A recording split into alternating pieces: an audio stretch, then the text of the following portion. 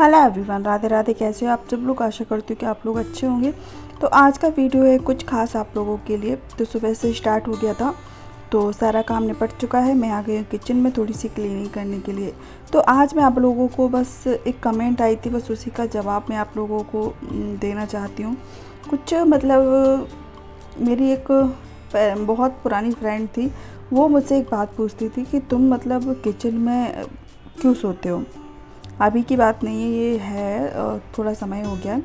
जब मेरी सासू माँ भी हमारे साथ रहती थी, तो मेरी एक फ्रेंड थी, वो मुझसे पूछती थी कि तुम किचन में क्यों सोते हो। और किचन में पंखा भी, मतलब ऐसा ही समझ लो कि पंखा नहीं था, और पंखा था लेकिन वो बहुत धीरे धीरे चलता था, बहुत एकदम स्लो।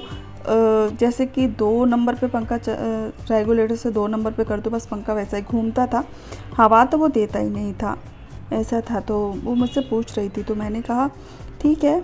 ऐसे ही मेरी बात होती रहती थी, और मतलब यूट्यूब की फ्रेंड थी, तो मैं उससे अपनी सारी बातें शेयर करती हूँ, और वो भी मुझसे ऐसे ही पूछती थी, हम लोगों में बातें हो रही थी। तो मैंने कहा क्यों ना इसके जो हमारे जो इसके जो प्रश्न है उसका उत्तर मैं अपने वीडियो में दे दूँ। तो इसलिए मैं इस टॉपिक पर वीडियो लेकर आई हूँ कि मैं ऐसा क्यों करती थी, मैं बिना पंखे के किचन में क्यों सोती थी। तो मेरी जब सासू माँ यहाँ पे रहती थी, तो उन्होंने एक रूम और रसोड़ा यहाँ पे किराए पे लिया था। हमारा घर नहीं है यहाँ पे खुद का, हम किराए पर रहते हैं। और यहाँ पे मैं इसलिए रहती हूँ क्योंकि मेरे हस्बैंड यहाँ पे प्राइवेट जॉब करते हैं, और गांव में कोई जॉब है नहीं करने के लिए। हाँ, खेती बाड़ी कर सकते, छोटी बहुत दूसरे की दुकान पे काम भी कर सकते, लेकिन ऐसे कब तक करेंगे। इसलिए हम यहाँ पर गुजरात में रहते थे, और मेरी सासू माँ ने एक कमरा और एक किचन किराए पे ले रखी थी, जिसमें कमरे में तो सास ससुर रहते थे या फिर उठते बैठते थे, सोते थे, और मैं और मेरे पति किचन में सोए जाया करते थे। तो वही बात उसको याद आ गई अचानक, तो वो मुझसे पूछने लगी। तो मैंने उनसे बोला कि आज का वीडियो मैं इसी टॉपिक पे बनाऊंगी, और मैं सारी चीज़ें आप लोगों के साथ शेयर करूंगी। तो क्या होता है कि देखो, तब मेरी सासू माँ रहती थी, तो मैं किचन में, मैं और मेरे पतिदेव किचन में सो जाते थे। लेकिन क्या होता था कि पंखा बहुत ही कम चलता था। कहते हैं कि कोई भी हो, बेटियों का कोई घर नहीं होता है, चाहे वो मायके में होती हैं तो लोग बोलते हैं कि पराया धन है, पराया धन है, पराए घर जाएगी, पराए घर के लिए है। जब हम ससुराल आ जाते हैं ना, तो सासले वाले हमसे कहते हैं कि ये पराए घर से आई है, ये पराए घर से आई है। तो फिर हमारा घर कौन सा है ये बताओ। मायका हमारा घर है नहीं, ससुराल हमारा घर है नहीं, तो आखिर हम लड़कियों का आखिर अपना घर कौन सा होता है। मुझे आप लोग कमेंट करके ज़रूर बताना कि हमारा घर कौन सा होता है। और उसके बाद क्या होता था, तो मेरे पतिदेव तो दिन भर ड्यूटी में मतलब हैवी काम करते थे, तो वो थक जाते थे, तो उनको तो नींद आ जाती थी, वो तो सो जाते थे ऐसे ही, चाहे हवा लगे ना लगे। गर्मियों में यहाँ पे बहुत ज़्यादा गर्मी पड़ती है, लेकिन मुझे नींद नहीं आती थी। तो फिर मैं क्या करती थी कि अपना जो बिस्तर होता था उसको लेकर मैं और मेरे पतिदेव से बोलती थी कि चलो छत पे चलेंगे, छत पे थोड़ी बहुत हवा तो भी लगेगी, क्योंकि 5-6 मंजिल की वो बिल्डिंग थी, तो 5-6 मंजिल के बिल्डिंग पे बहुत अच्छी से हवा लगती है।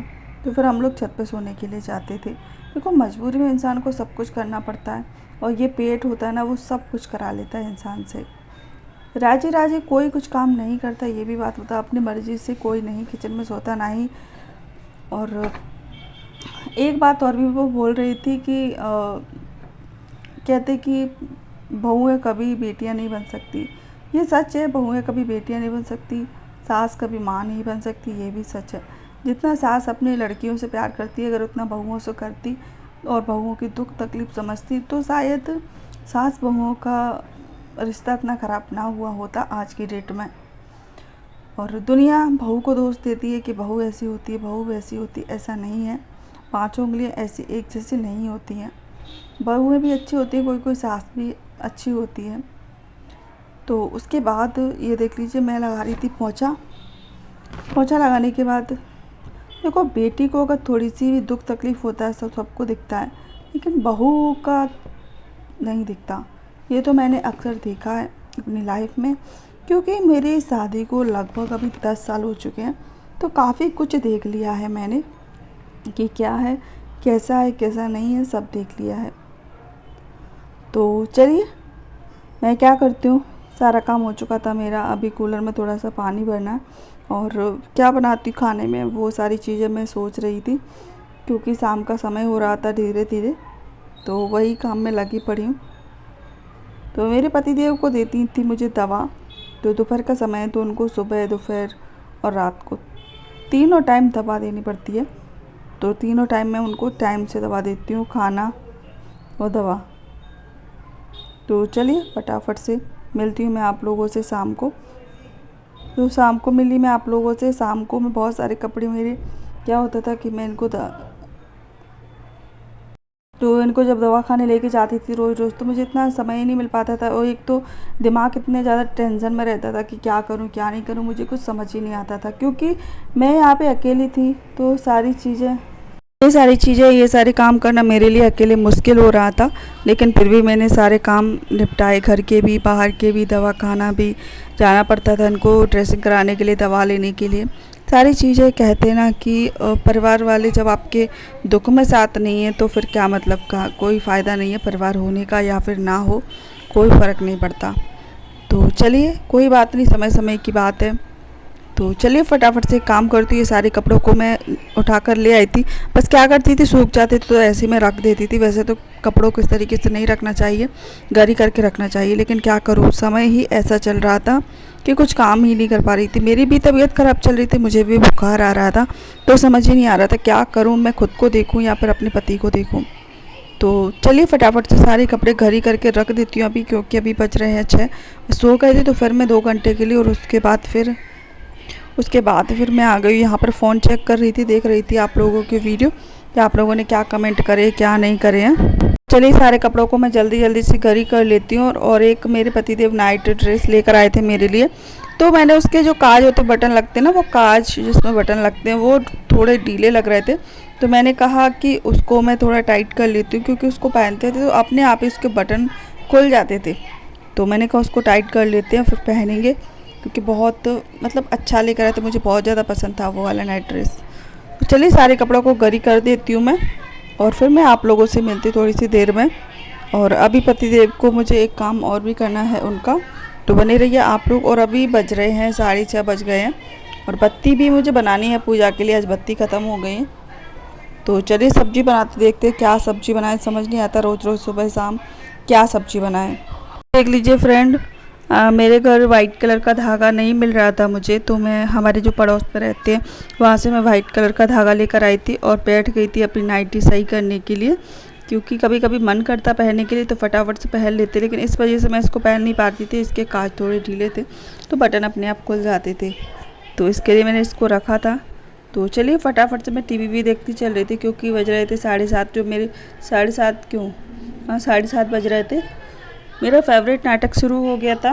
मुझे 2-4 सीरियल है वो बहुत ज़्यादा पसंद है, तो मैं वो सीरियल देखती हूँ। तो ये देख लीजिए। चलिए फटाफट से हम ये सारा काम निपटा लेते हैं और फिर मिलते हैं आप लोगों से। और उसके बाद फिर मैं आ गई हूँ यहाँ पर। मैंने कपड़े अपड़े सारे घरी कर दिए थे, घरी करने के बाद उसको रख दिया था जहाँ पे मैं रखती हूँ वहाँ पे।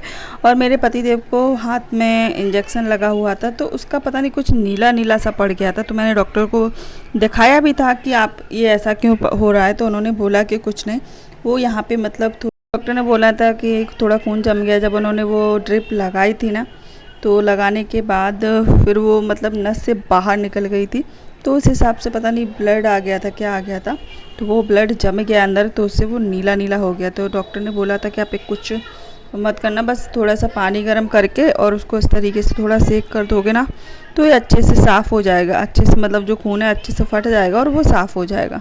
तो ये देखिए इसी तरीके से मैं उनको देख रही थी, मतलब सही कर रही थी गर्म पानी से, जिससे कि उनका हाथ में कोई प्रॉब्लम ना हो, इन्फेक्शन ना हो, जल्दी से सही हो जाए। तो देख लीजिए वो एक हाथ से अपना फ़ोन देख रहे हैं, दूसरे से मैं उनकी सेवा करने में लगी हूँ। तो ये देख लीजिए, कहते हैं ना कि पति की सेवा सबसे ऊपर मानी जाती है। तो और समय की बात है भाई, सब कुछ सही हो जाएगा एक दिन। तो चलिए मैं उनसे बातें करती चल रही थी, और ये देख लीजिए उनके हाथों का भी मैं अच्छे से वो करती चल रही थी। तो चलिए बनाते हैं खाना, अभी बहुत समय हो रहा है, लेट हो रहे हैं। तो मैंने कहा चलो हो गया, अभी मैं दूसरा काम देख लेती हूँ। उन्होंने कहा ठीक है बहुत है, तो मैं यहाँ से चली जाती हूँ। तो ये देख लीजिए फ्रेंड, ये लेकर आई हूँ। हमारे जो पड़ोसी रहते हैं ना, वो अपने गांव गए थे, तो वहाँ से कड़ी पत्ते का पेड़ लगा होगा, यानी कि जो मीठा नीम होता है उनके गांव में लगा होगा, तो बहुत सारा लेकर आए थे। तो उन्होंने अपने लिए एक पूरा डिब्बा भर लिया था और मुझे भी दे दिए थे। तो मैंने कहा उसको डंगार के साथ नहीं रखूँगी मैं, उसको एक काम करती हूँ, उसकी बिल्कुल पत्ती पत्ती तोड़ के डिब्बे में भर के रख दूँगी, जिससे कि बहुत समय के लिए वो अच्छे रहेंगे। डिब्बे में पैक करके रखूँगी तो ज़्यादा समय के लिए फ्रेश रहेंगे, ज़्यादा समय के लिए अच्छे रहेंगे। अगर ऐसे ही रख देते तो वो सूख जाते हैं और बिल्कुल भी मतलब सूख जाते, फिर टेस्ट नहीं आता जितना हरे में आता है। तो इनको मैं तोड़ के रख लूँगी। ये देख लीजिए। आज का वीडियो आप लोगों को कैसा लगा? अगर अच्छा लगा तो एक लाइक शेयर सब्सक्राइब जरूर कर लेना, और मैं आप लोगों से मिलूँगी नेक्स्ट वीडियो में अच्छे से वीडियो के साथ। तब तक के लिए बाय बाय।